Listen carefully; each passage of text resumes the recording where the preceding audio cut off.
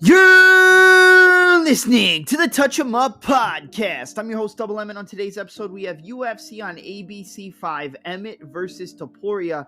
Preview, predictions, and breakdown. It takes place this Saturday from Jacksonville, Florida at the VyStar Veterans Memorial Arena with a phenomenal main event in the UFC's featherweight division between top 10 ranked contenders, including one former title challenger in the Team Alpha Male powerhouse knockout artist and standout wrestler in Josh Emmett, taking on the undefeated contender ranked number 9 in the division, coming off of an extremely impressive win over Bryce Thug Nasty Mitchell, where he took his undefeated record and added to his own. At 13-0, you have Ilya El Matador Topuria. So without any further ado, let's get this started and step into the ring.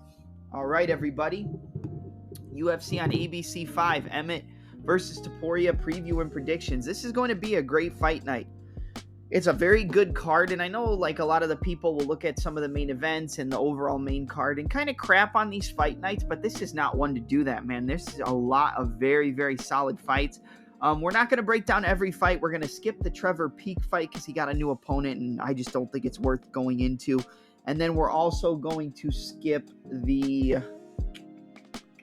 What is it? Hold on. There was one other fight we were going to miss out on.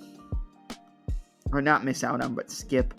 The Zhalgas Zhumagulov and Joshua Vanna. I'm going to be honest, I just don't feel like breaking down Zhalgas again. Like, you know, his fights get canceled, his opponents fall out. I'm not going to go through that again, and I'm not going to waste my time considering that there is potential that his opponent could fall out again. But, you know, whatever you're going to do, I mean, that is what it is. But looking at this card, man, it's got some pretty good matchups on it, aside from Emmett versus Topuria, which we know is going to be a firefight. You've got Tatsuro Taira and Clayton Rodriguez in the flyweight division, which is a great fight, and I don't think Taira should be a minus 340 favorite. Jamal Emmers and Jack Jenkins is a good fight. Tabitha Ricci and Jillian Robertson is going to be a good grappling matchup. Even Loik Radzhabov going up against Mateus Rebecki in the lightweight division. Two powerhouses, two very good strikers with knockout ability. I think that's going to be a very good fight. Neil Magny and Phil Rowe, I'm excited to talk about that one. Brendan Allen and Bruno Silva, Gabriel Santos and David Onama, after Santos came in and lost that split decision to a man who's potentially a future title challenger in the featherweight division in Lerone the Miracle Murphy, and made that fight very, very competitive. Austin Lane Jr. Tafa will get there, and then Amanda Rivas and Macy Barber. But let's get into it. We usually like to do like the card breakdowns from the previous week and explain how everything went, but I don't know. Like that's fine, but with so many fights to cover, I'm not going to do that. You know, I obviously will give the breakdowns, and if there's anything that really notable that happens, then I will talk about that. But we're here to do these predictions for the week, so we're going to get into it. First up in the middleweight division, you've got a battle between Cody Brundage and Cedriques the Reaper Dumas. Cedriques Dumas and Cody Brundage. This is an interesting one because I was a guy who backed Dumas in his UFC debut against Josh Fremd. I thought that he was going to be able to outstrike him. I thought he was going to be able to hurt him on the feet. I thought potentially he could wrap up his neck in a guillotine if he shot a bad takedown, if he would have been able to hurt Fremd. And he'd had some good work early. He's got a very good jab, and he does angle off with his jab. He's long, rangy, has a very long reach for the division. If you look at the stats for this fight, if it's going to load for us, here we go. He's got a 79-inch reach compared to a 72-inch reach for Brundage. So he's very good at using that reach. He likes to pump his jab out, use long, rangy punches, straights, jabs. He'll obviously use hooks, switch stances. He's got a very good power back rear kick.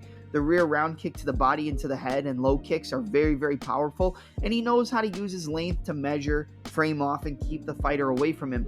Cody Brundage is the better striker in my opinion. He's more technical. He has better footwork. I feel like he changes his stances a little bit more and kind of stutter steps his way into range to be able to set up that 5 into the overhand right like he dropped Rodolfo Vieira with.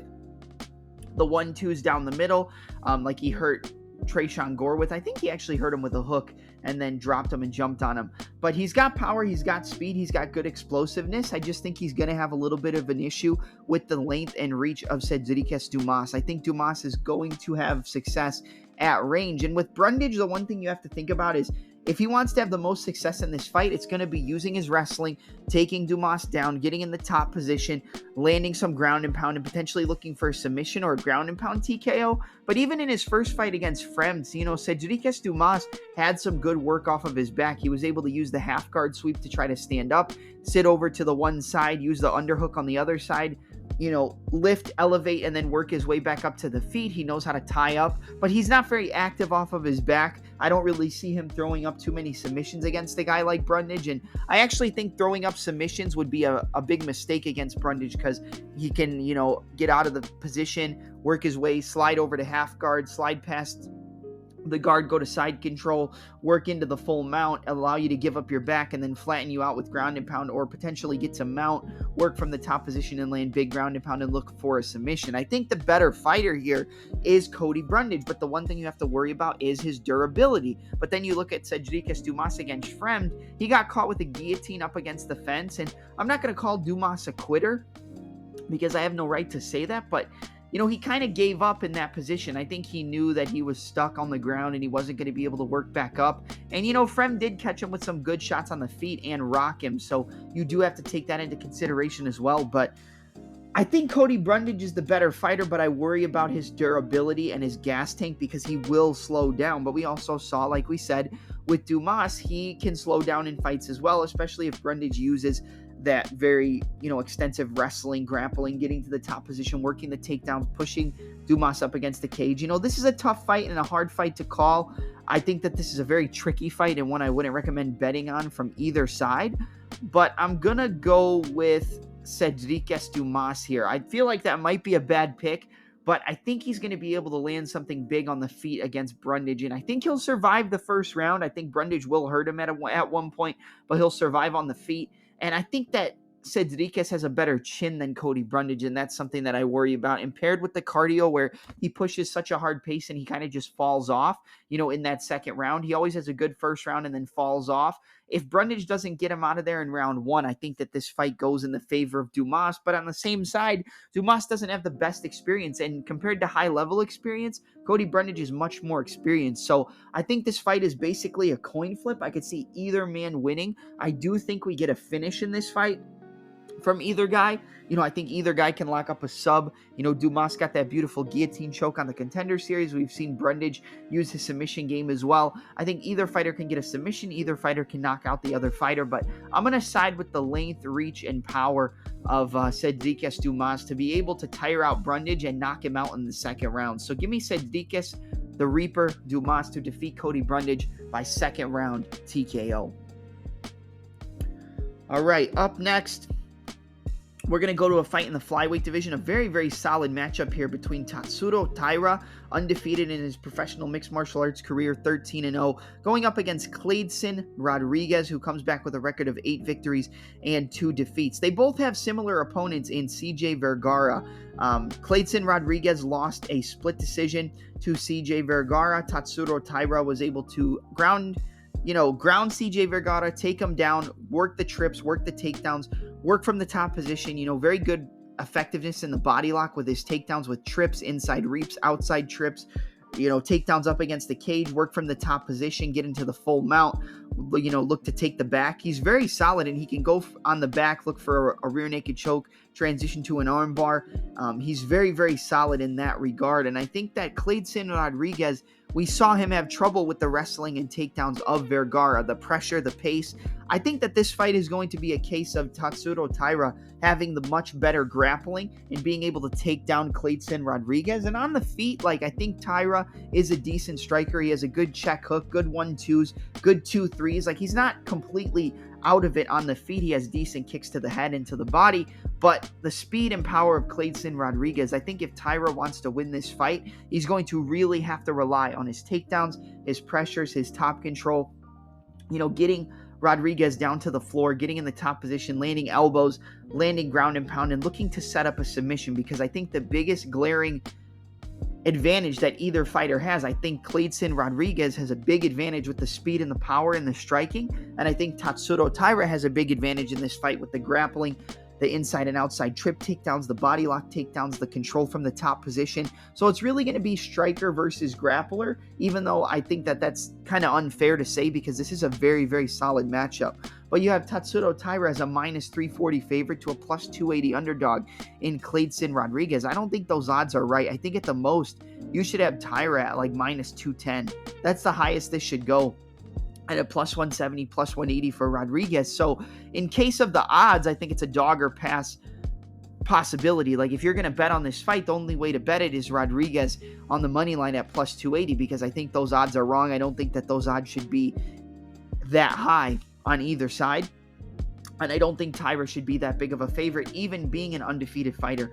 I think on the feet, Clayton Rodriguez has beautiful switch kicks, beautiful low kicks, but his boxing is really where he has the most success. He has good switch kicks off the lead leg from orthodox, good right low kicks, right body kicks, can switch stances, land high kicks, very good 1-2s, but his hooks are the best weapons in his entire game, in my opinion. He has a beautiful check left hook, the 1-2 down the center, the 2-3. He likes to throw the hook and then pivot off. He's got very good range management with that lead hook, and I expect him to be very lead hand heavy. And if he catches Taira on the chin in this fight, I think he can drop him, hurt him, and potentially get him out of there because we haven't really seen Taira suffer from too much adversity in the cage. And Rodriguez, we saw him have adversity against Vergara where he got tired, but he was able to, take the back, reverse some positions, work his way back up. And I think that we have seen more on the side of Rodriguez being able to go 15 minutes than we have on the side of Tatsuro Taira.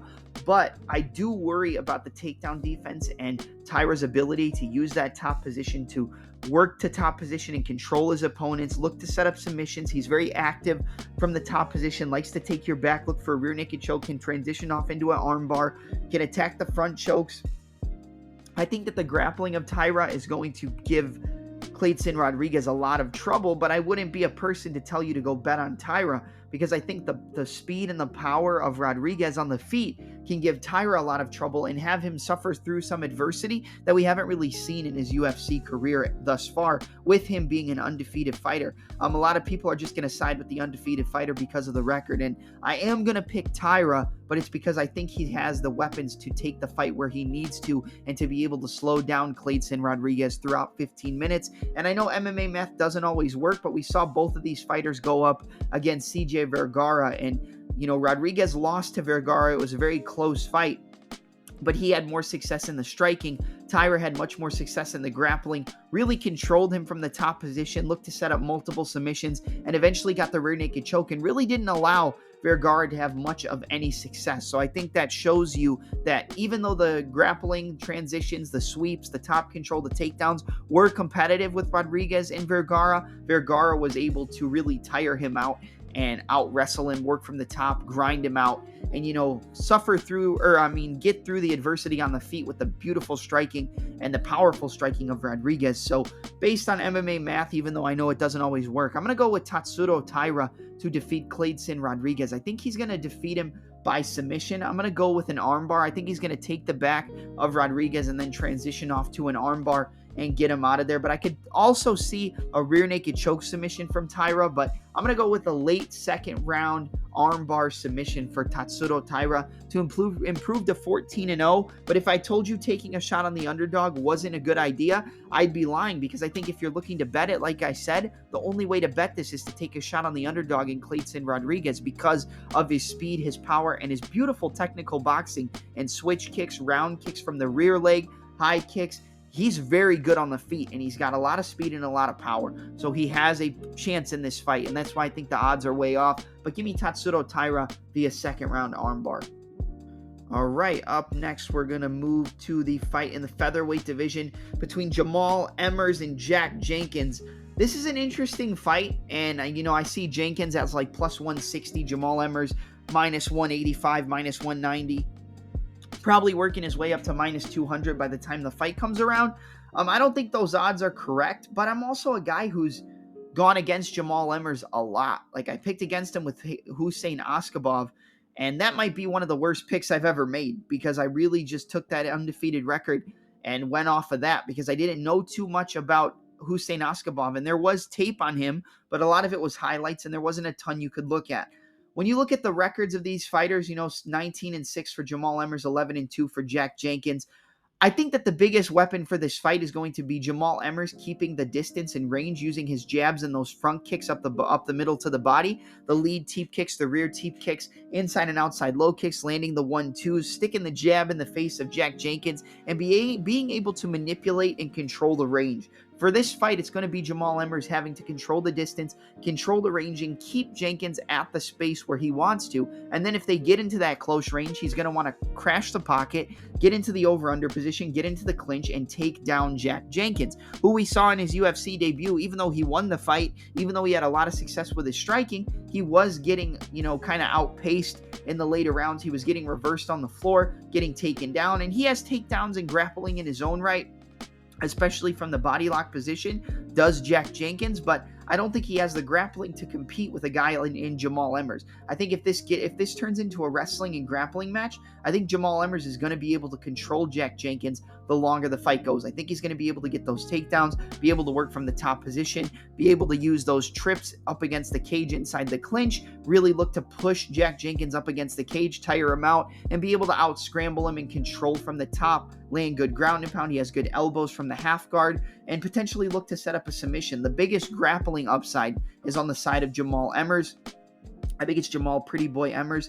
The biggest striking advantage on the feet is in the kicking game of Jack Jenkins. Jack Jenkins has a ton of leg kick TKOs. He even broke a few of his opponent's legs with his ability to land those powerful rear low kicks. And with a guy who's as long, rangy, and distance reliant as Jamal Emmers, I think that body work, including the left hook to the body, slipping his head off the center line, left hook to the body, right low kick, aka the Dutchie combination, the 1-2, the jab cross hook, right low kick, jab cross hook, hook to the body, right low kick, cross hook to the body, right low kick. I think the low kicks are going to give Jamal Emmers a lot of trouble. He has question mark kicks, decent boxing as well. He changes his stances a lot. Jamal Emmers does change his stance as well, but I feel like he fights more out of the orthodox stance than he does out of the southpaw. He seems a lot more comfortable in his traditional stance in orthodox. But I think Jack Jenkins has an avenue to win this fight, and I think the longer the fight stays on the feet, I would give the advantage to Jack Jenkins, because I think if it stays a striking match, he'll be able to close that distance, slip his head off the center line of the jab, stutter, step in, land the low kicks, the inside and outside low kicks. And I think if he lands like 4 or 5 hard low kicks on Emmers, he's going to slow him down, and he's going to make the takedowns a lot more telegraphed, because he's going to have Jamal Emmers needing to shoot those takedowns because he can't play with the striking on the feet, and he won't have as much success with the striking game on the feet. This is a close fight, and it's one that I wouldn't really recommend betting on either side. I think Emmers should be the favorite. I also think there's value in the underdog of Jack Jenkins because of his powerful low kicks, because of his striking. I think he can hurt Jamal Emmers on the feet and potentially get him out of there. He could even get a leg kick TKO, especially against a long, rangy, tall fighter. With the 3-inch height advantage, he's going to be that long, tall, lanky frame where he's going to be able to get inside, land those low kicks. And the best weapons against guys who use their length and reach is to get inside, crash the pocket, and either work inside the clinch, get into boxing range, or land those beautiful low kicks. And there's not many better low kickers in the game than Jack Jenkins. But competitive advantage, experience advantage, that goes to Jamal Emmers. I think this is close. And, originally I was going with Jack Jenkins, but to be honest, I don't really know who I want to pick here. I think it could go either way. I do think Emmers will have an advantage with the wrestling, but I'm going to side with the underdog in Jack Jenkins. I'm going to pick against Jamal Emmers again. Maybe I'm wrong here, but I think Jack Jenkins will be able to slow down Emmers with those low kicks, which is going to make the wrestling more telegraphed. And I think eventually he's going to chop with those low kicks so hard that it's going to open up a shot up top, and we're going to get a TKO from Jack Jenkins. He's going to work low and allow himself to open up the options to work up high. But those low kicks are very, very dangerous. And against a guy in Emmers with his long reach and his frame that he's built with, I think that's going to be a problem, but I also could see the wrestling, like we said, of Emmers giving Jack Jenkins a lot of trouble later in the fight and him being able to grind it out. And Emmers is good on the feet and he has good boxing as well. So it's really going to be, can Jack Jenkins crash the pocket, close the distance, and work from the range he needs to? And I think he does. I think he slows him down with those low kicks and opens up a shot up top for a second round TKO. So give me the plus 150, plus 160 underdog in Jack Jenkins to get his second win in the UFC over Jamal Emmers via second round TKO. All right, up next, we've got a battle in the women's strawweight division between Tabitha Ricci, who's ranked number 15 in the division, taking on Jillian Robertson. I think this is pretty much a 50-50 fight, and a lot of the times when you have two standout grapplers like a Robertson, like a Ricci, it turns into a striking match. And when I look at the striking between Jillian and Tabitha, I see that Jillian really doesn't like to get hit. Like, if you really start to put that pressure on her and you start landing your punching combinations, start landing kicks, it's not like she's going to come back and get into a war and start throwing with you. She's going to make the takedown attempts a little bit more telegraphed, and she doesn't like getting hit on the feet. Now, I don't think Tabitha Ricci likes getting hit on the feet as well, but she's more comfortable than Jillian is in that aspect of mixed martial arts. And when I see two grapplers, like we just said, I feel like it turns into mainly a striking matchup. And I think the better striker, or at least the more comfortable striker out of the two, is Tabitha Ricci. So I think she's going to be able to outstrike Jillian Robertson. I think the jab's going to be stuck in her face. I think she's going to be able to land her 1-2s. Now, does she look the best on the feet? No. Does she look that clean? No, she doesn't. But is she more comfortable and cleaner than Robertson? Yes. And will she stay in a striking matchup even if she gets hit? Yeah, like I don't see her quitting on herself, and I see that quit in Robertson. I'm not saying she's a quitter in the cage, but I'm saying if you really can put that pace and pressure and start to land on her, then she's gonna really resort to the wrestling and the grappling. Now, she has gotten pieced up before and then resorted to the wrestling and was able to submit her opponent like Priscilla Cachoeira. So yes, she can survive and she'll get it to the wheelhouse where she wants to get it and then be able to execute her submissions, her grappling, her top control, the back control, getting the hooks in, working from the top, getting into the mount. She's very, very good at that. So I think that this is, on the ground, it's 50-50. I would actually probably give the grappling advantage, like, purely to Jillian Robertson. I think she has more experience than Tabitha in the high level when it comes to the grappling, and I think that she is probably better technically than Tabitha. But based on the fact that Tabitha Ricci has the better striking, based on the fact that she's more comfortable on the feet, I feel like that will open up her grappling opportunities a little bit more, and it might actually make Jillian Robertson make a little bit more, make a few more mistakes on the floor, which can allow Tabitha Ricci to execute her game plan, control from the top position, and potentially lock up a submission of her own. And I'm going to go with that. I'm going to go with Tabitha Ricci to defeat Jillian Robertson via submission. I think she's going to make the difference on the feet. Her striking is going to be cleaner. She's going to land the bigger shots. And eventually she's going to open up an avenue to lock up a submission, potentially taking the back for a rear naked choke, potentially falling off to the side in an armbar, or passing the guard and going to the far side armbar. But I'm not going to go with the exact same finish she had against Jessica Penne. But I think she's going to make Robertson super uncomfortable on the feet, which is going to make her grappling more telegraphed, allowing Tabitha Ricci to be able to spin to the back and execute a rear naked choke submission. So give me Tabitha Ricci, Baby Shark, I think is her nickname, Tabitha Baby Shark Ricci, to defeat Jillian Robertson via a first round rear naked choke submission. I think she gets her out of there pretty quick, to be honest. All right. Up next, a lightweight bout between Mateusz Rebecki and Loik Radzhabov. Radzhabov's a former PFL championship finalist. He faced off against Raush Manfio and lost that title fight. Got to the championships again in the PFL before and lost that fight again. But in the UFC, he had a phenomenal fight against... hold on, what was this guy's name? Is it Esteban Roybovich? Esteban Robitovich? Hold on, let's see. Let me make sure I get it right. Esteban Roybovich at UFC 285. That fight was extremely technical.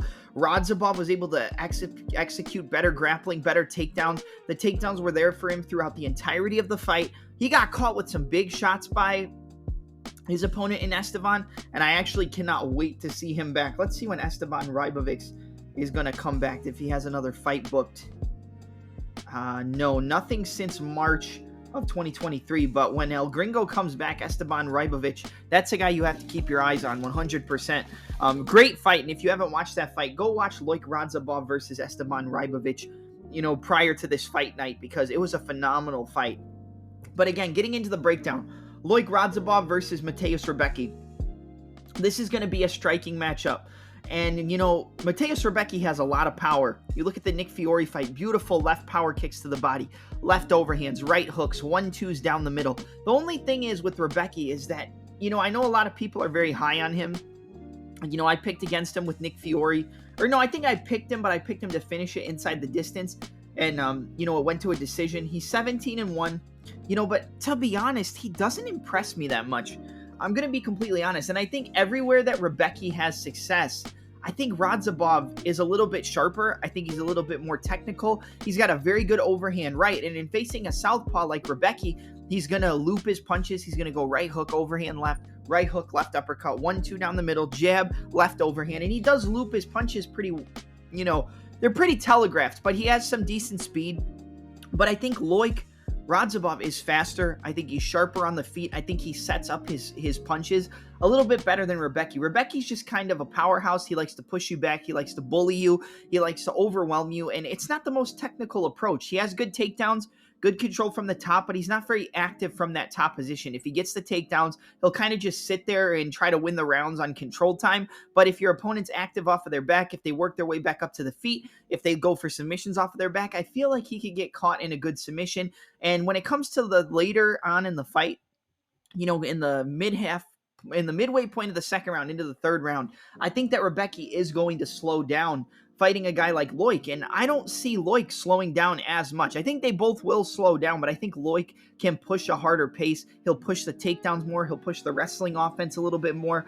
And like I said, on the feet, he's got decent striking, good 1-2s, good left hook, a jab left hook, good right low kicks, good overhand right. I would say the best shot from him is going to be his overhand. And I think against Rebecki has the power to hurt Radzhabov. We've seen Radzhabov get hurt by Esteban. He got hurt with body shots, and I think that that's something that we're going to see Rebecki look to implement. He's going to go right hook, left power kick to the body, 1-2 up top, and then rip some hooks to the body, come back up top to the head. I think we're going to see body work from Rebecki, but I think the wrestling, the takedowns, the footwork, and then the overall sharper fighter on the feet is going to be Loik. I mean, getting to the PFL finals for the championship twice, even though he didn't win it, that's still a big feather in his cap. And to be honest, man, I think a lot of people are going to be picking Rebecki here, but I'm not. I'm going to go with Loik Radzhabov. I just feel like he's better. I feel like he can push a better pace throughout 15 minutes. I think he'll have the higher cardio and the more output, especially with the wrestling and the takedowns and the grappling in that third round, to be able to push harder than Rebecki. Now, he has gotten hurt, so yes, Rebecki could shin him, catch him with a big shot, and hurt him. I think this is going to be a phenomenal fight. I would definitely recommend you tuning into Rebecki versus Radzhabov, but when it comes to a pick, I'm going to go with Loik.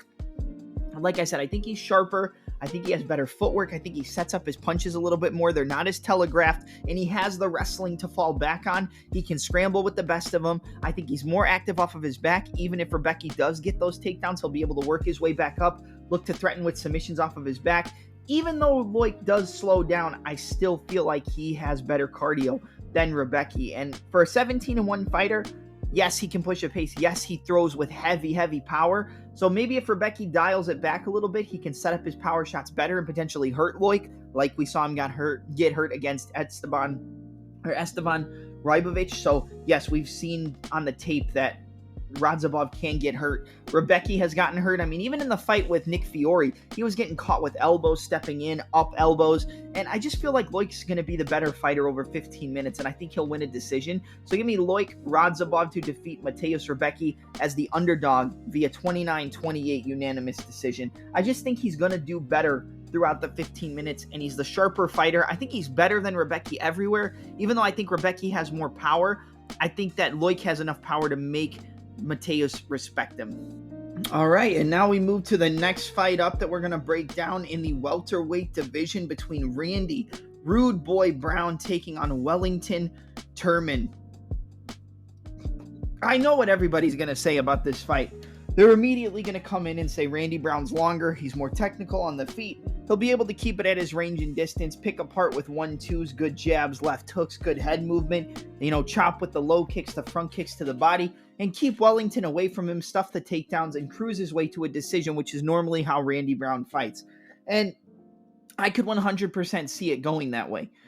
But I also think that Wellington Turman's striking has gotten better, especially in his last fight. It looks like working with Glover Teixeira, he's become more comfortable in the boxing range. Now, being at such a reach disadvantage against Randy Brown, he's going to really have to crash the pocket. Kind of like what we talked about earlier with the Jamal Emmers fight. The opponent has to crash the pocket. Jack Jenkins has to crash the pocket and land the low kicks. I feel like Wellington Turman has to crash the pocket and look for takedowns from inside the clinch, look for trips, backside trips, inside reap takedowns, body lock throws, and also getting into the clinch and being able to break off and land decent boxing combinations. The thing that I will say about Wellington Turman is his striking has gotten better. He looks like he got more comfortable on the feet, especially in his last fight against Andre Petroski. Now, again, you have to take that into consideration that those were two grapplers mainly going off in a striking matchup, but Wellington Turman's striking looked good against Andre Petroski. Good jab, good lead teep kick, good rear teep kick to the body, front kicks up the middle,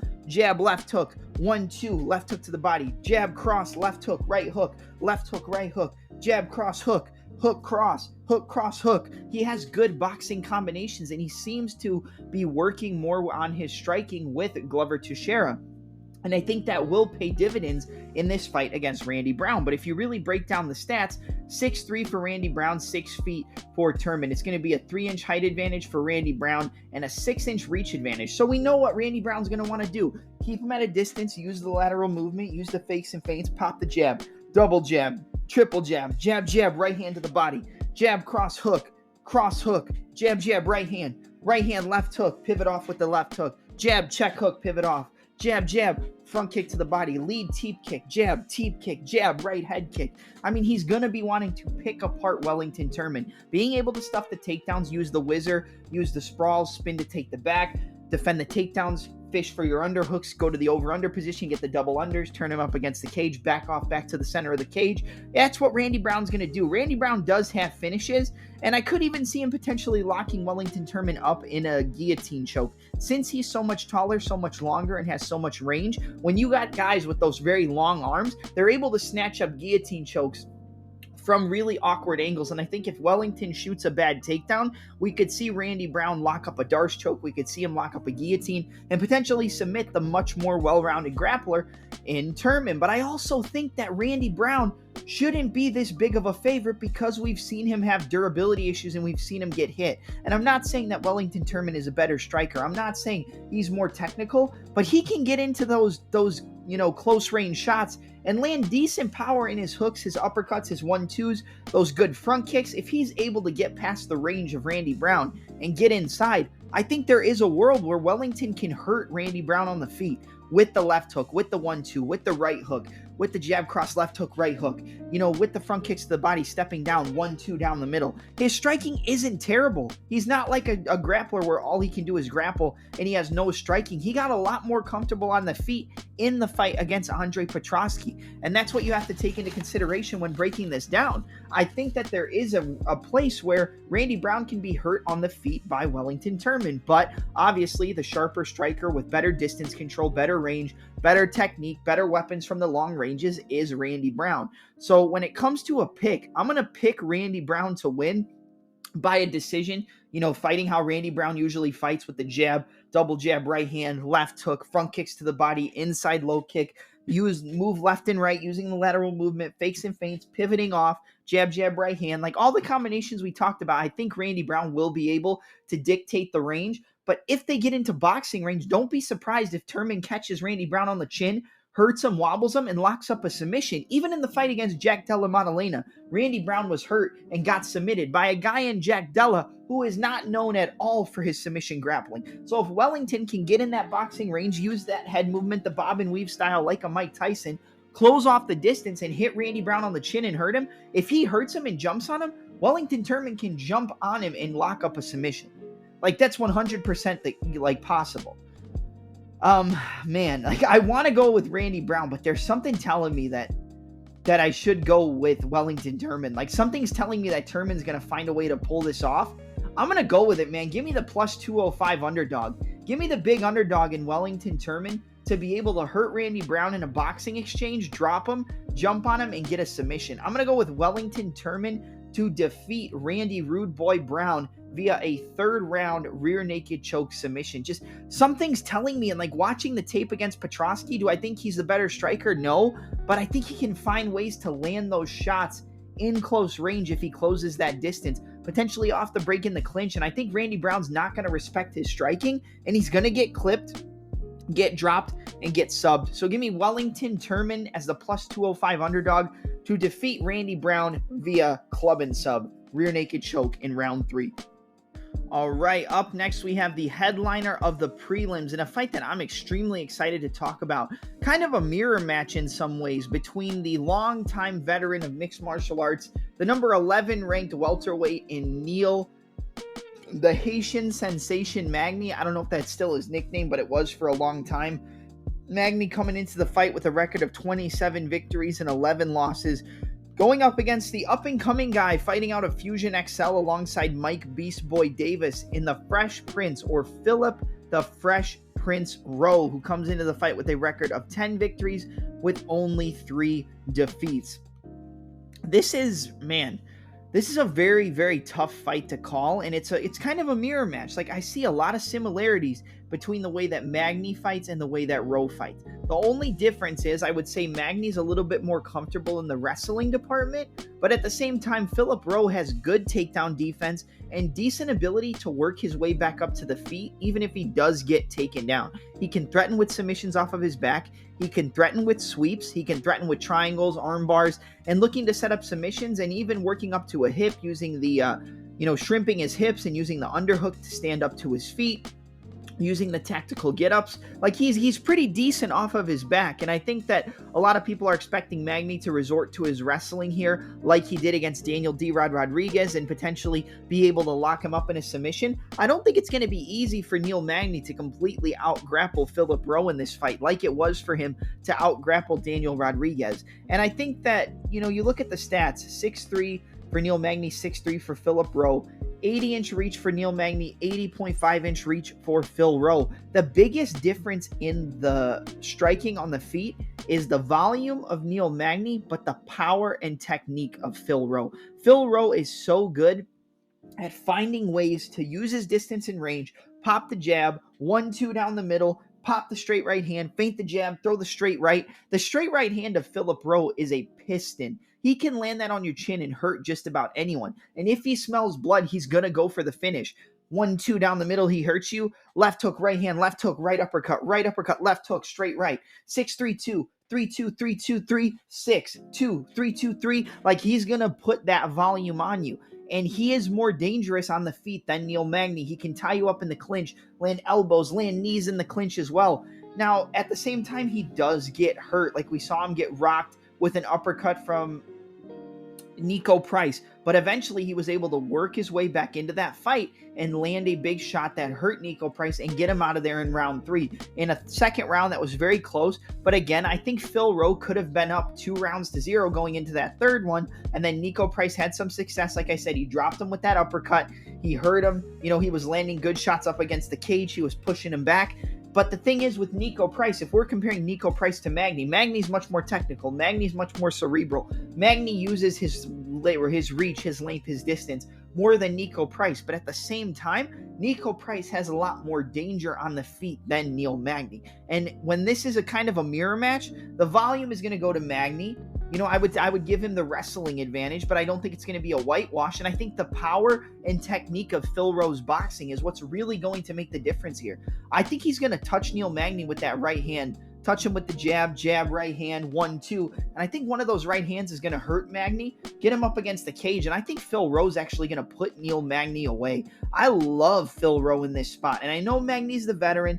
I know Magny has fought better competition. I know Magny has much more experience, and if Magny's smart, more than likely he'll use that jab to control the range, and then when Phil Rowe tries to get his boxing going, he'll shoot those takedowns, push him up against the cage, and look to work with the takedowns, controlling from the top. If Magny's smart, he'll use his wrestling more in this fight, because I feel like if he strikes with Phil Rowe at a distance, Phil Rowe's going to piece him up. Like, Phil Rowe will knock him out or TKO him if it stays a pure technical boxing matchup, man. I've been a big fan of Phil Rowe. I picked him against Nico Price, and I was very confident. Yeah, he had some issues in that fight and, almost gave me a heart attack, but he was able to catch him, hurt him, and get him out of there. And even in the fight against Gabe Green, he lost that fight via decision, and I know it was a unanimous decision, but that fight was very close, but it was the power of Gabe Green that made the difference. And we don't really have a Neil Magny that has huge low kick power, huge punching power, where he's going to hurt Phil Rowe and really put it on him to get him out of there. I think Phil Rowe has all the upside in this fight as long as he can stop the wrestling and not allow Magny to push him up against the cage in the over-unders and slow him down. But I'm going to go with the underdog here in Philip Rowe, man. I really like Philip Rowe in this spot. I think he's plus 130, plus 140 as an underdog. Give me the underdog in the Fresh Prince Phil Rowe all day in this fight. I think the boxing of Phil Rowe and the power that he possesses with the clean technical boxing that he has is going to hurt Neil Magny early, and he's going to jump on him and get him out of there. Give me Phil Rowe to defeat Neil Magny via second round TKO. I know Magny's not a guy who really gets finished with the striking. It's more him getting finished by elite grapplers with takedowns and submissions, but I think Phil Rowe's going to piece him up on the feet, and I think we see Magny get finished here. So give me Philip Rowe, or Phil the Fresh Prince Rowe, to defeat Neil Magny via second round TKO. And if we look at the odds for this fight, I'll pull it up real quick. I know Magny is the favorite. Let's see. Plus 140 underdog for Phil Rowe. Yeah, so give me plus 140 for Philip Rowe to defeat Neil Magny by TKO. I love this fight. I think it's a great fight, and I really think Phil Rowe's going to show up here. All right, now we move to the main card, with the first fight on the main card being between Brendan All-In Allen and Bruno Blindado Silva. This fight is very tough to call because I feel like I was 100% certain that Andre Muniz was going to be able to defeat Brendan Allen in that 3-rounder, which eventually was turned to the main event after Ryan Spann and who did he fight? Who was he supposed to fight? Ryan Spann, and I forgot, but the fight got canceled last minute, like the day of, and everything fell apart. But I think that Brendan Allen really surprised me in that fight because he was able to submit Andre Muniz. He outstruck him on the feet, even though the striking was pretty close, but he was able to take him down, catch the kick and sweep his leg, get to the top position, and eventually submit him. And that's, I think, the last thing anybody thought Brendan Allen was going to be able to do. And if you look at Brendan Allen, he's on a big win streak right now. He's 21-5 in professional mixed martial arts, but lately in his UFC career, I think he's on a 4-fight win streak. Let's see. Yeah, 4-fight win streak with a rear naked choke over Sam Alvey, a unanimous decision over Jacob Malkoun, where a lot of people thought he lost that fight, a rear naked choke submission over Krzysztof Jotko, and a rear naked choke submission over Andre Muniz. So 4-0 in his last 4 fights, 3 victories coming by way of rear naked choke and 1 decision. The last time he lost was that TKO to Chris Curtis in December of 2021 in round 2. But I think Brendan Allen against Bruno Silva, I think this is a very tough fight for Brendan Allen, but at the same time, let's look at Bruno Silva, a guy who went back and forth, life and death with Alex Pereira, landing some good strikes on the feet, stumbling Pereira at certain points, being able to track his movement against the cage when he uses that long arm reach to frame off and circle away, to land big overhand lefts, big overhand right hooks, left hooks, right hooks, jab, overhand, big hooks from Bruno Silva. And you look at Bruno Silva's last fight against Brad Tavares. That was a fight where I thought Brad Tavares was going to be able to out-technique Bruno Silva and eventually just pick him apart, out-kickbox him, and win that fight via decision. And Bruno Silva shut me down real quick when he pushed him up against the cage, landed a big overhand that hurt him, and then was able to switch from southpaw to orthodox and land the left hook into the right hand and drop Brad Tavares up against the cage. Bruno Silva doesn't have the best technique, but if he smells blood, he's going to hurt you. If you're on your back and you have him in the guard, he can knock you out from inside your guard. He can knock you out from just being in that top position. Bruno Silva has natural power, and he's going up against a guy in Brendan Allen who, yes, I think he can definitely submit Bruno Silva. I think he can out-technique him on the feet. We saw him get dropped by Gerald Meerschaert and eventually submitted. in a fight where I thought Bruno Silva was going to run through Gerald Meerschaert. I feel like Bruno Silva is a guy that you really have a difficult time getting a read on, because some fights he shows up and looks great, and some fights he looks like he shouldn't even be in there. Like the fight against GM3, although it wasn't a fluke, I feel like Bruno Silva just didn't show up for that fight because he should have easily put Gerald Meerschaert away. But he didn't, and he got finished, and he got dropped with the striking and the boxing of GM3. If you're getting dropped by GM3, then Brad Tavares should technically be able to outstrike you. He should be able to hurt you. Brendan Allen should be able to outstrike you, but then he goes up against Alex Pereira and has a very competitive fight where it's basically a striking matchup the entire time, even though Silva gets some takedowns. And he goes toe-to-toe with Alex Pereira, one of the best strikers in the world, and, goes tit for tat in the striking. So it's very difficult to get a read on Bruno Silva, but if the fight stays on the feet, I think the more technical striker is Brendan Allen.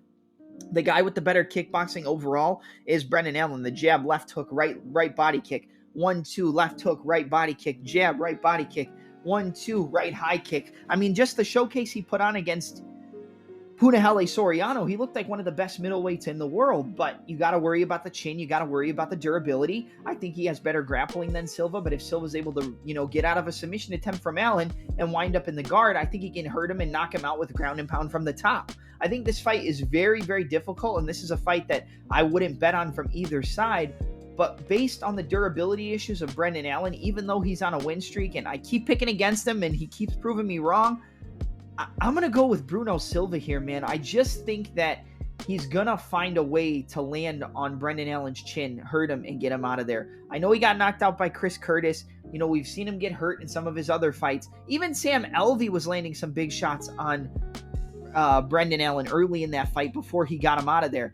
But I think the better grappler and better jiu-jitsu artist is definitely Allen. I think if Allen can keep him at kicking range, land the body kicks, the left hooks, the 1-2s, if he can hurt Bruno Silva on the feet and then use his wrestling and jiu-jitsu and work from the top position, I think he can definitely submit him. So I think if you're on the side of Allen, you would go with Allen to win by submission, because I think there is that jiu-jitsu upside where he can out-grapple Bruno Silva and lock up a sub. But at the same time, with the durability issues and, you hit him on the chin clean, you can hurt him because his defense is not the best. Even though it's gotten better, I think Bruno Silva can exploit that defense, switch his stances, southpaw to orthodox, make Brendan Allen kind of second guess where the shots are coming from. And I think he's going to catch him with a big right hook, hurt Brendan Allen, jump on him, and get him out of there. So give me Bruno Blindado Silva to defeat Brendan All-In Allen via a first-round TKO. I think he's going to swarm him pretty early and knock him out. But again, this is a fight I wouldn't necessarily recommend betting on unless you want to take the unders. I think it does go under, whether it's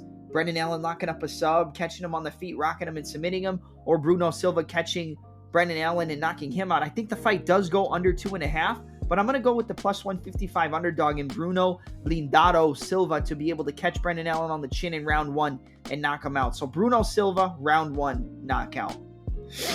All right, next up on the main card, we have a battle in the UFC's featherweight division between David Onama and Gabriel Santos. This is a tough one, man. This is a very, very good fight. Santos came into the UFC with a short notice debut against one of the top contenders in the featherweight division in Lerone the Miracle Murphy at UFC 285. Or UFC 286, I'm sorry. And that was a fight where a lot of people thought Lerone Murphy was going to easily walk through Santos. And Santos made it very close to the point where Lerone did win the fight, but it was a split decision. And coming in on short notice with a debut, sometimes you come in on short notice or you have that debut magic where you look amazing in your UFC debut, but then you kind of fall off. But I don't think that's what we have here with Gabriel Santos. I think that he has the skills to be a very, very solid contender in this featherweight division. Going up against David Onama, formerly trained under James Krause, which we know the whole story about James Krause. Onama is a powerful striker. He has decent grappling, decent wrestling. Even if he gets taken down, he has decent ability to work his way back up to the feet. But the biggest red flag or biggest hole in his game is stuffing the takedowns, getting taken down, and his cardio. If you look at the fight with David Onama and Nate the Train Landwehr, I thought that was a fight where Onama was going to easily be able to catch Nate Landwehr and knock him out, like hurt him bad and put him out cold. And yeah, he dropped him. He hit him so hard, it looked like he got hit by a sniper from across the building, but he was able to survive and eventually just slow down David Onama. Now, Onama's a guy who's not going to quit, but sometimes his cardio quits on him. Even in the fight against Nate Landwehr after he was dead tired after the first round where he almost got him out of there, he still was in there. He was still throwing with power. He was still trying to measure with that lead hand and land that big overhand, big hooks, big straight punches. Everything that Onama throws has extreme power in it. And if Gabriel Santos plays on the feet for too long and doesn't keep his hands up, I think Onama can chin Gabriel Santos. He has the power. It's natural power that this guy has where he can knock out probably just about anybody. Big straight punches, big left hooks, big right hooks, big overhands, but he's very good at measuring with the lead hand and kind of walking you in, measuring and landing the big power rear hand, the big power right hand, big left hook, big uppercut. Like he has that power, big overhand. And if Santos is a little bit too confident after his performance against Murphy, I do think Onama can catch Santos on the chin and hurt him and put him out. But I think the wrestling and most importantly, the counter takedown attempts of Gabriel Santos is going to give Onama a lot of trouble. I think he's going to get Onama to overcommit on his punches, overextend, and then Gabriel Santos is going to shoot underneath, get the takedowns, control from the top position, look to land ground and pound. I think Santos can strike with him on the feet as well. He's got very good ability to move left and right, really solid body kicks, good low kicks, good straight punches, but I don't think it's the smartest idea to really play on the feet for too long with a guy who has as much power as David Onama. I know Gabriel Santos came into the UFC undefeated at 10-0, lost his debut even though it was a split decision, but I think that fight showed us a lot, but you can't take 100% stock in that performance because sometimes guys just have a really good performance in their debut and then kind of fall off, kind of like Lando Venata against Tony Ferguson. Came in, debut, looked amazing, almost finished Tony, got submitted, and then kind of fell off. We could see that with Santos, but I don't think we will. I think he's very technical. He's got a lot of finishes on his record, good submission attempts, good takedowns, good ability to take the back. Even against Lerone Murphy, he was able to take the back and then fall off to an armbar where he almost could have got him out of there. Murphy got out of it. He jumped up right into a triangle. I think that Santos is the real deal. But again, like I said, you can't take too much stock in the performance in his UFC debut. But out of his 10 victories, he's got 7 wins by way of finish, 3 TKOs, 4 submissions. Only loss was that decision, but a KO with body shots, a KO with head kicks, a rear naked choke submission, a lot of rear naked chokes. So if he gets the back of David Onama, I think he will be able to submit him. And I'm going to go with Gabriel Santos. I would worry a little bit about the power and the technical striking of Onama, but Onama isn't even really that technical. He just has really good straight punches, but when he really gets it going, it's a lot of looping hooks, uppercuts, overhands, because he has that God-given ability with the power that he possesses. But he does slow down, he does tire out, and I think that Onama has the opportunity to get him out of there in the first round. But the longer the fight goes, the counter takedowns, the wrestling of Santos, the body kicks, I think we're going to see a lot of left kicks from southpaw, right kicks from orthodox, right low kick, switch southpaw, left body kick, jab. As Onama tries to counter, he gets the takedowns. Even though Onama has some submissions, maybe he could catch him in a guillotine off a bad takedown attempt. But I really think that Santos is going to be able to perform here. He'll have a close first round where it's going to be scary for him and maybe he gets knocked out. But if Onama doesn't knock him out in the first round, based off the cardio issues and, the slowing down that he has and the takedown defense holes in his game and the wrestling defense holes, I'm going to go with Gabriel Santos here. I like him a lot. I'm going to go with Santos to win via a second round rear naked choke. I think he's going to slow him down, eventually take the back, get the hooks in, and submit David Onama. So give me Gabriel Santos to defeat David Onama via a second round rear naked choke submission. All right, up next is a fight that we're not going to spend a whole lot of time on in the heavyweight division between Justin Tafa and Austin Lane. Austin Lane came off the Contender Series. He originally got knocked out on the Contender Series by Greg Hardy before Hardy made his UFC debut. He had a win on the Contender Series in the last season where he was able to get those takedowns, able to really stop the wrestling and then work in the guard of his opponent and pass the guard and land some big ground and pound to get the opponent out of there. Going up against Justin Tafa, brother of Junior Tafa, who is a one-hitter quitter knockout artist, kind of like a Mark Hunt. He reminds me a lot of a Mark Hunt where he doesn't have the best wrestling, he doesn't have good takedown defense, but he has the ability to get off and land them big power hands, the overhands, the left hooks, the right uppercuts, the lead uppercut to the overhand, uppercut to overhand, and just mix up his power punches. And he's not a big volume striker, but he can knock you out. I think if he catches Austin Lane on the chin, he will knock him out. But I also think there is a weapon, or I guess I should say an avenue for Austin Lane to win this fight. I think if Lane pushes Tafa up against the cage and is able to avoid the big power shots early, I think he'll have a big advantage in the wrestling. I think he can take Tafa down, control from the top position, potentially get him out of there with some ground and pound. But it's just, can he stop Tafa from being able to catch him on the chin and put him out? Because if Tafa lands one big bomb, he will knock out Austin Lane. Like, he will put him out. He's got that power. He's got the technical ability to land that big shot and knock out Lane. But if Lane can close the distance, avoid the power, get the takedowns, and really work his wrestling, top control jiu-jitsu, he could submit Junior Tafa. He could knock him out with ground and pound.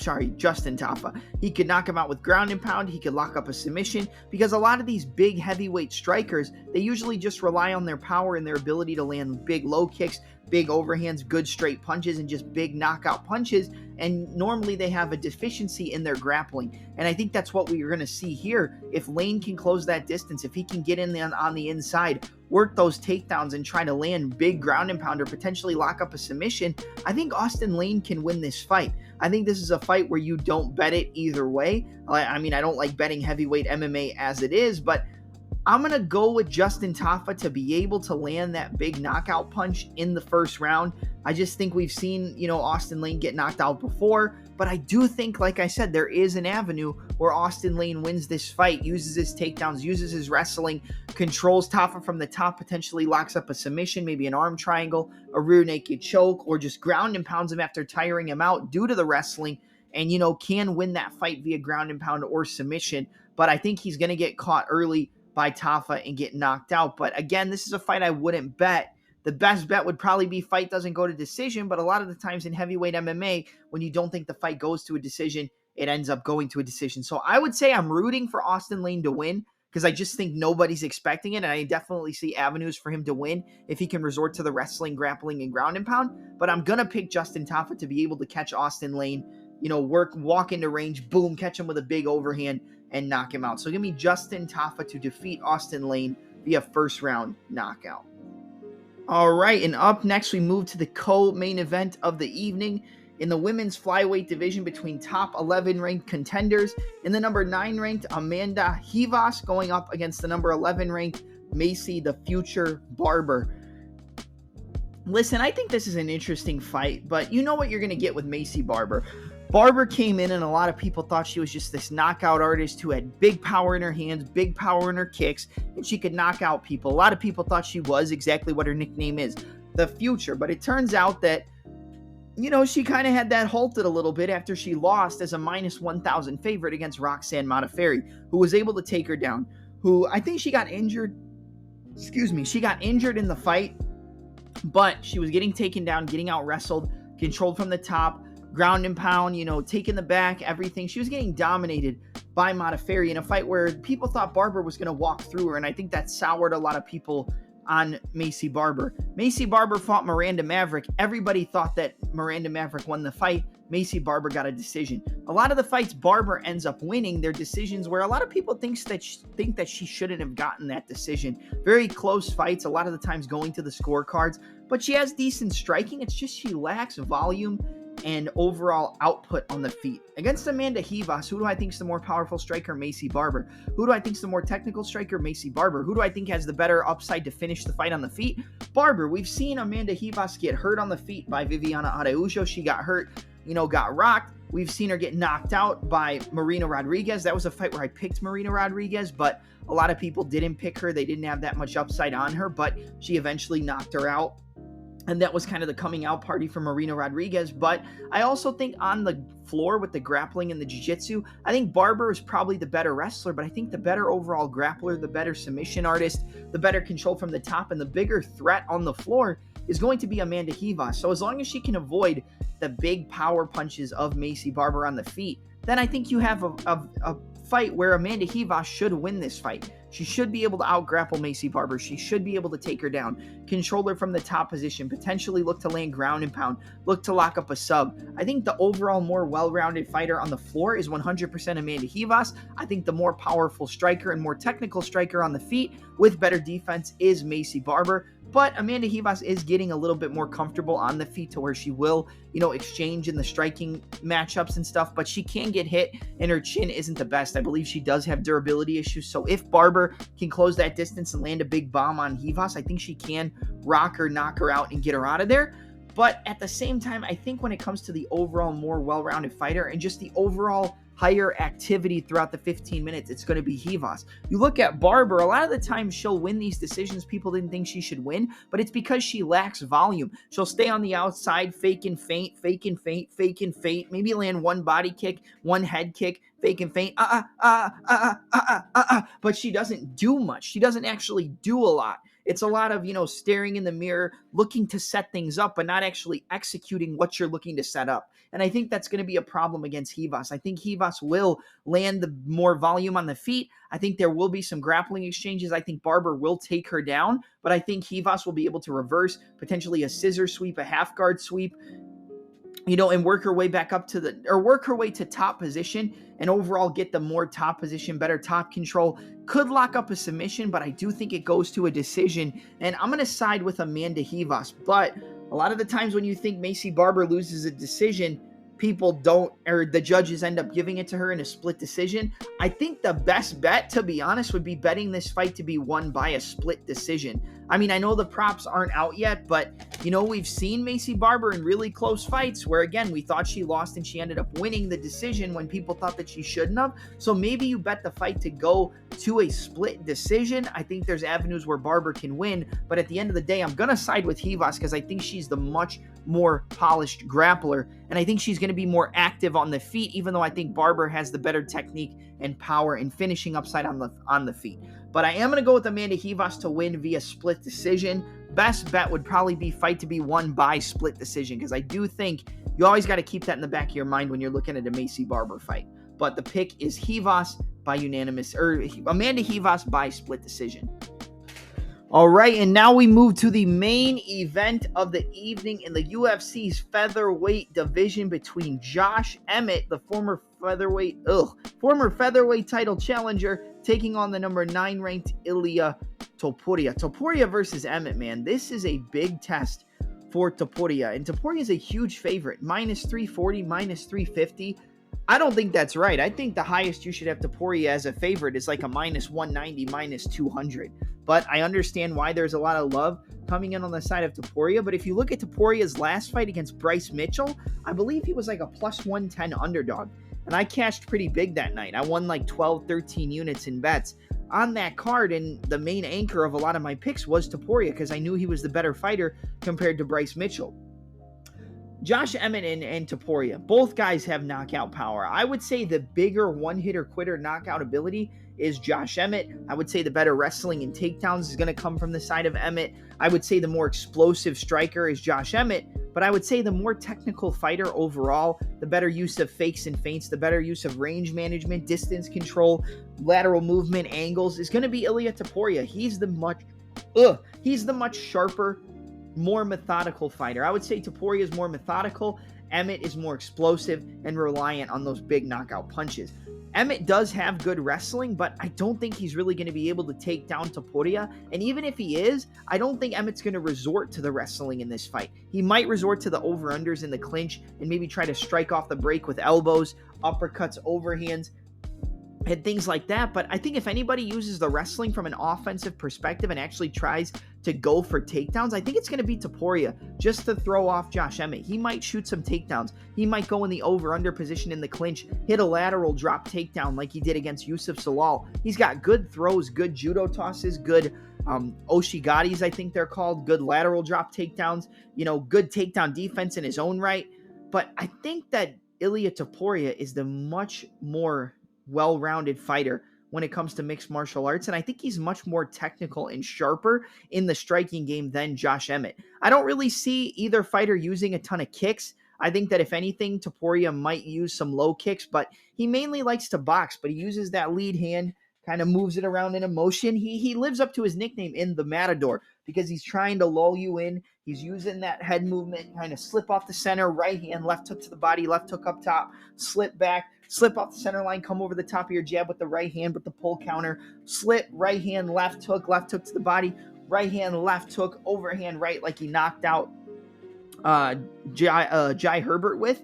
But we have seen Ilia Topuria get hurt. Even before he finished Bryce Mitchell, Mitchell was landing some decent strikes on him, and he was kind of just moving, circling away in one particular, direction. If he circles in one direction and kind of gets lazy against Emmett, Emmett will crack him with a big left hook. Emmett will crack him with a big overhand right. And Emmett definitely has the possibility to catch Ilia Topuria with a big shot and knock him out. If you think that Emmett can't knock out Topuria, then I don't know what you're talking about, and I don't know why you're breaking down fights, because even though I think Ilia Topuria is the much better fighter, even though I think he's much more well-rounded, Emmett wins these fights against guys who are supposed to be a lot better, a lot more well-rounded, a lot better fighters, a lot more technical. And you know why he wins it? Because of his power and his explosiveness. I mean, just look at the fight against Shane Burgos. I think there are some similarities between Burgos and Topuria. Look at the fight with Josh Emmett and Shane Burgos. Burgos was outstriking Emmett every single round, but he caught him with a switch stance, straight left hand,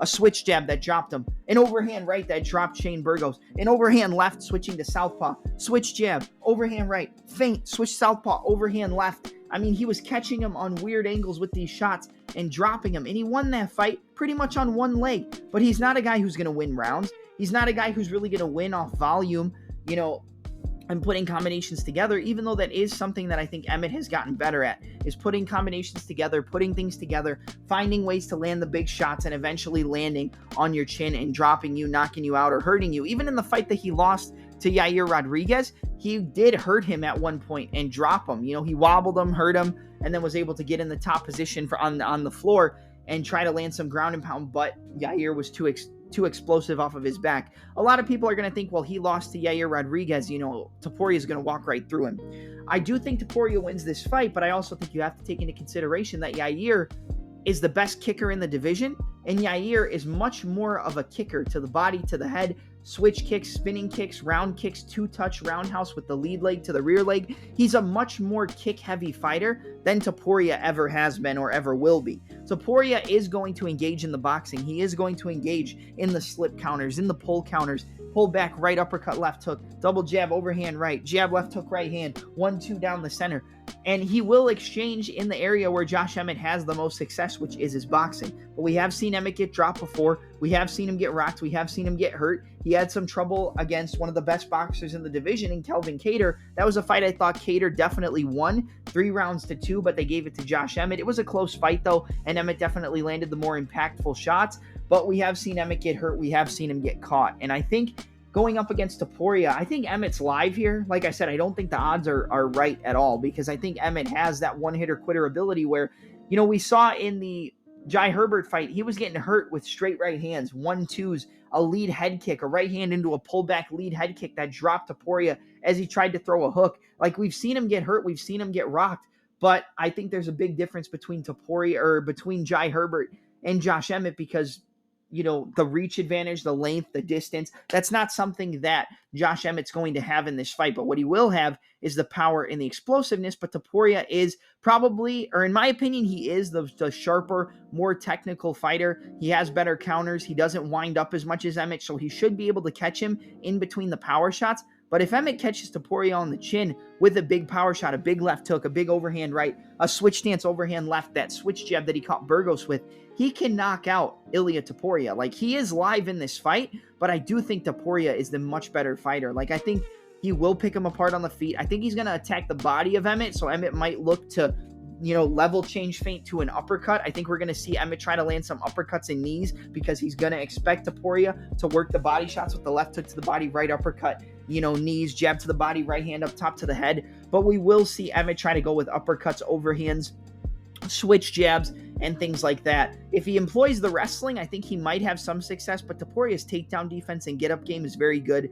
And even though he got taken down by Mitchell at the end of the first round, his takedown defense until that point was very good. And I think this is close, but I am going to side with Topuria. You know, I've always been a big proponent of Topuria. I was heavy on him going into the Bryce Mitchell fight, but I do think he has the weapons and the power to hurt Josh Emmett. But I don't think it's going to start off with shots to the head. I think he's going to hurt him starting off with shots to the body. I think we're going to see Topuria slip, come back with a left hook to the body, a left hook up top to the head, double jab up top to the head, a right straight to the body, jab, right uppercut to the body, left hook, 1-2, left hook to the body, feint the cross, get the outside angle, left hook to the body, left hook up top to the head. I think we're going to see a lot of body work, potentially front kicks to the body, knees to the body as Emmett tries to close the distance, breaking off the clinch with elbows.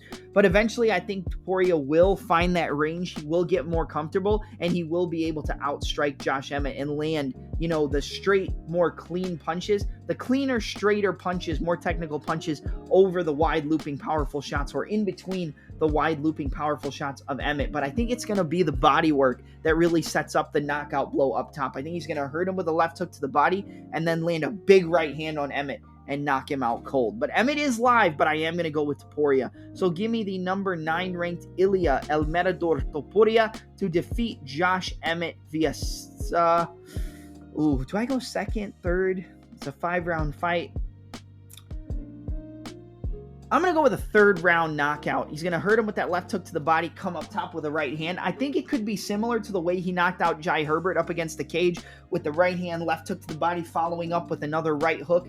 I think he will hurt him to the body and then explode with that right hand and knock out Josh Emmett. So give me Ilia El Matador Topuria to improve to 14-0 and win this fight via a 3rd round knockout, moving himself one step closer to title contention and handing Josh Emmett back-to-back losses. So Ilia Topuria, 3rd round knockout over Josh Emmett, starting off with the body shots and working up top to the head. But that's going to be it for my preview, predictions, and breakdown of UFC Fight Night Jacksonville, UFC Jacksonville, Emmett versus Topuria, which is an early card. It takes place Saturday, June 24th at 2 p.m. from the VyStar Veterans Memorial Arena in Jacksonville, Florida. You're going to be able to see it on UFC on ABC. The card is back on ABC, not ESPN. You can get this podcast anywhere you get your audio podcast. That includes Apple Podcasts, Google Podcasts, Spotify, Anchor, Breaker, Stitcher, and many, many more. You can catch this podcast that'll be uploaded in full and probably in broken down segments on my YouTube channel, which is the same name as the podcast in the Touch 'em Up podcast. Leave a review for my podcast on Apple Podcasts, anywhere you can leave a review. And also, if you want to, you can donate via the link in the description to my PayPal to make sure we can continue to provide the best content for every listener and watcher on YouTube of the Touch 'em Up podcast. I'm your host, Double M, and I'm out. Enjoy the fights this weekend.